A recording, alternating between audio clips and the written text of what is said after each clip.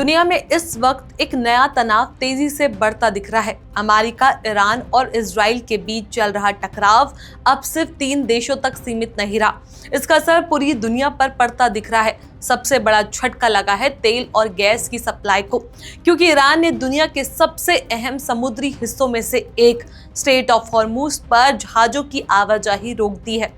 यही रास्ता है जिससे दुनिया का बड़ा हिस्सा तेल और गैस हासिल करता है। ऐसे में सवाल उठ रहा है कि अगर हालात ऐसे ही रहे तो क्या दुनिया एक बड़े ऊर्जा संकट की तरफ बढ़ रही है।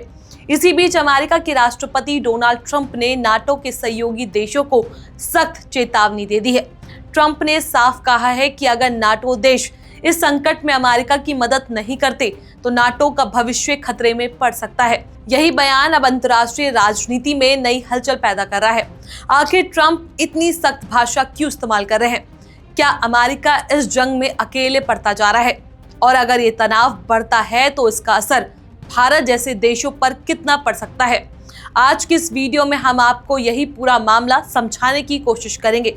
नमस्कार, मेरा नाम है चेष्टा नागर और आप देख रहे हैं द हिंदी टॉप। सबसे पहले समझते हैं कि स्ट्रेट ऑफ हॉर्मुज इतना महत्वपूर्ण क्यों है। दरअसल ये पर्शियन गल्फ और अरब सागर को जोड़ने वाला एक बेहद अहम समुद्री रास्ता है। दुनिया के कई बड़े तेल उत्पादक देश इसी रास्ते से तेल और गैस की सप्लाई दुनिया तक पहुंचाते हैं। अगर ये रास्ता बंद हो जाता है तो तेल की सप्लाई सीधे प्रभावित होती है और कीमतें तेजी से बढ़ने लगती है। ईरान ने इजराइल और अमेरिका के साथ बढ़ते तनाव के बीच इसी रास्ते पर जहाजों की आवाजाही रोक दी है। इसका असर तुरंत वैश्विक बाजारों में दिखने लगता है। कच्चे तेल की कीमतें अचानक बढ़कर $105 प्रति बैरल के पार पहुंच गई है। कई देशों को अब डर है कि अगर ये संकट लंबा चला तो ऊर्जा संकट पैदा हो सकती है। इसी बीच अमेरिका के राष्ट्रपति डोनाल्ड ट्रंप ने नाटो देशों को खुली चेतावनी दे दी है। ट्रंप का कहना है कि जो देश स्ट्रेट ऑफ हॉर्मुज से फायदा उठाते हैं उन्हें इसे सुरक्षित रखने में अमेरिका की मदद करनी चाहिए। उन्होंने ये भी कहा कि अगर सहयोगी देश मदद नहीं करते तो नाटो का भविष्य खराब हो सकता है। ट्रंप के इस बयान के बाद नाटो के अंदर भी हलचल बढ़ गई है, क्योंकि नाटो का मुख्य मकसद सदस्य देशों की सुरक्षा करना है। लेकिन किसी सदस्य देश की ओर से शुरू हुई जंग में सीधे शामिल होना संगठन के लिए आसान फैसला नहीं होता। यही वजह है कि फ्रांस, ब्रिटेन और कई यूरोपीय देश अब इस मामले में दूरी बनाए हुए हैं। अमेरिका चाहता है कि नाटो देश पर्शियन गल्फ में अपने योद्धपुत भेजे ताकि समुद्री रास्ते को सुरक्षित किया जा सके। लेकिन अभी तक कोई भी देश खुलकर इस कदम के लिए तैयार नहीं दिख रहा। इससे ये संकेत मिल रहा है कि अमेरिका इस मामले में थोड़ा अलग थलग पड़ता जा रहा है। इस पूरे मामले में एक और दिलचस्प मोड़ तब आया जब डोनाल्ड ट्रंप ने चीन को भी इस मुद्दे में शामिल होने को कहा। ट्रंप ने कहा कि चीन अपनी लगभग 90% तेल जरूरत इसी समुद्री रास्ते से पूरी करता है, इसलिए चीन को भी इस रास्ते को सुरक्षित रखने में भूमिका निभानी चाहिए। ट्रंप ने यहां तक कह दिया कि अगर चीन ने इस मामले में अपना रुख साफ नहीं किया तो अमेरिका और चीन के बीच होने वाली संभावित बैठक भी टाली जा सकती है।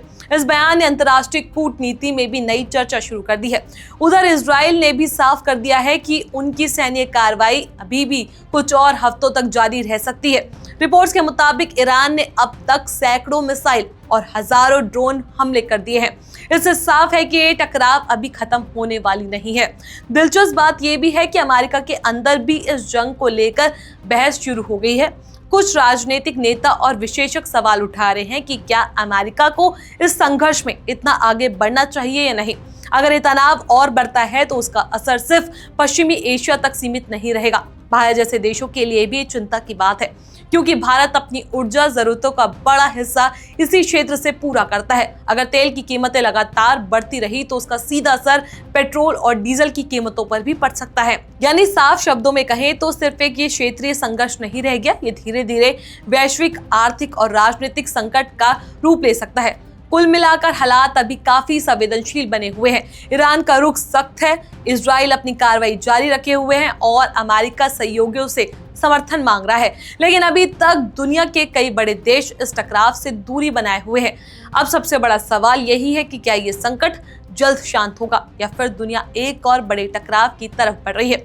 अगर स्ट्रेट ऑफ हॉर्मूज लंबे समय तक बंद रहता है तो उसका असर पूरी दुनिया की अर्थव्यवस्था पर पड़ सकता है। फिलहाल दुनिया की नजर इसी पर टिकी है कि आने वाले दिनों में अमेरिका, ईरान और बाकी देशों के बीच क्या कदम उठाए जाते हैं, क्योंकि ये फैसला सिर्फ एक इलाके का नहीं बल्कि पूरी दुनिया के भविष्य को प्रभावित कर सकता है। इस खबर को लेकर आपका जो भी कुछ कहना है, अपनी राय हमें नीचे कमेंट सेक्शन में जरूर बताएं।